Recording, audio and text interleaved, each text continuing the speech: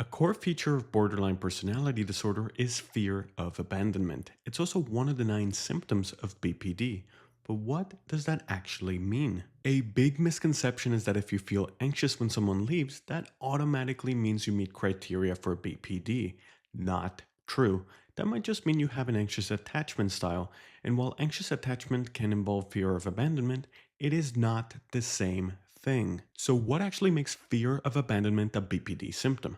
First, frequency. It has to be chronic, not just something that happens occasionally. BPD is a personality disorder, meaning it's a deeply ingrained part of someone's personality. So this fear has to be present for several years on most days and feel ever present, like they're constantly on the verge of being abandoned. Second is how many relationships does this show up in? Is it just one person? All romantic relationships? Friendships too? Even with their therapist? The more relationships it affects, the more telling it is. Third, how extreme are their behaviors to prevent abandonment? Someone with BPD might take drastic measures, slashing tires, faking an illness, calling 100 times in a row.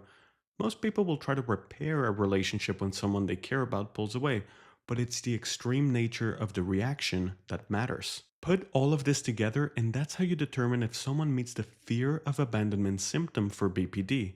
That's a key way to distinguish between anxious attachment and BPD.